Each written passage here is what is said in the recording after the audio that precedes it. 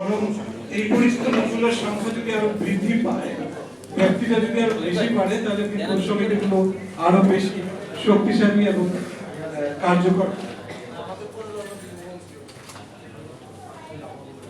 আমরা আজকে এই যুব সমিতি কি করি, তাৎক্ষণিকভাবে যদি বলি যে আমাদের সবার মধ্যে একটা দেখা সাক্ষাৎ একটা উপলক্ষ তৈরি করে দিয়েছি।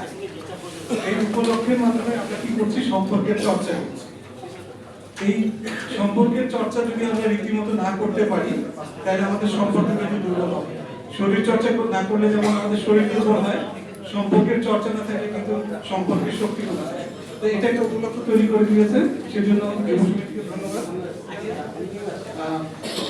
আর আমরা এর মাধ্যমে একজন আরেকজনের রেফারেন্স, এই রেফারেন্সটা কিভাবে হই, যে আমরা যখন এই পরিচয়ে আরেকজন ডাক্তার, ইঞ্জিনিয়ার, আইনজীবী কিংবা ব্যবসায়ী কিংবা অন্য কোনো পেশার মানুষের কাছে যাব, পরিচয় যখন আমরা দিব, আমরা কিন্তু অন্যান্যদের চেয়ে একটু বেশি ইম্পর্টেন্স পাবো।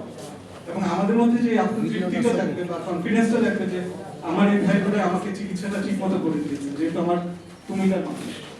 আর যিনি সেবা দিচ্ছেন উনিও তৃপ্তি পান যে আমি আমার এক কুমিল্লার ভাইকে সেবা দিয়েছি। এইভাবেই কিন্তু পৃথিবী চলে। একটা কথা আছে, with reference you will get preference eventually.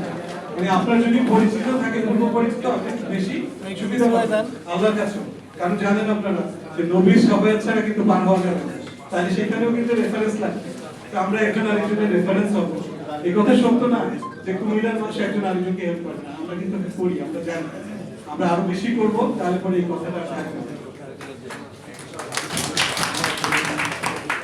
কুমিল্লার যুব সমিতি অনেকদিন আগে থেকে, আমি চাকরির পরপরই যখন ঢাকায় আসি, দক্ষিণে এই নোমানুল হক শহীদ আমাকে ধরে নিয়ে আসেন।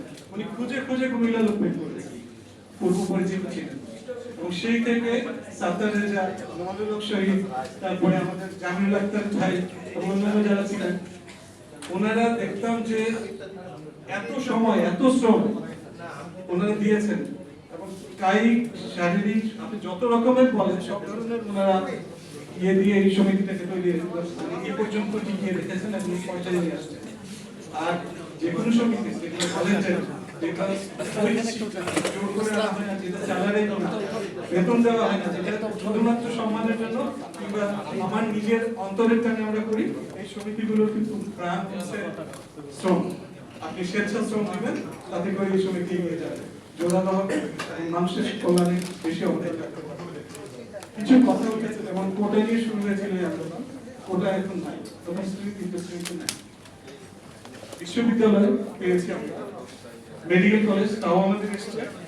রেল লাইনের কথা বলা হয়েছে, রেল লাইন, পাওয়ার লাইন, যেটার কথা বলা হয়েছিল সেটা একসময় অনেক দূরে গিয়েছিল এবং ভবিষ্যতে যাবে। আরেকটা কথা শোনা যাচ্ছে, আমি শুনেছি, যেটা এটা কোন পর্যায়ে আছে জানি না, আমাদের কেউ জানা থাকলে হয়তো বলতে পারবেন। 4টা রাস্তা হচ্ছে, যেটা একটা হচ্ছে দাউদকান্দি পর্যন্ত, একদিকে মানিকগঞ্জ পর্যন্ত, পদ্মা সেতু পর্যন্ত, আর একদিকে হচ্ছে টাঙ্গাইলের দিকে গাজীপুর পর্যন্ত। এটা যে মেট্রোর মতো একটা রেল হবে, এটা যদি হয় কুমিল্লা, তাহলে ঢাকায় আমাদের বাসা বাড়ি কষ্ট করে থাকার প্রয়োজন হবে না। 20-25-30 মিনিট আমরা ঢাকায় আসতে পারবো। তো আমরা দোয়া করি এবং আমরা চেষ্টা করবো যাতে এই এটা এগিয়ে নিয়ে যেতে পারে। বিমানবন্দরের কথা যেটা বলা হয়েছে, আমি এক সময় বিমান মন্ত্রণালয়ে ছিলাম, বিমান কর্তৃপক্ষের সদস্য ছিলাম।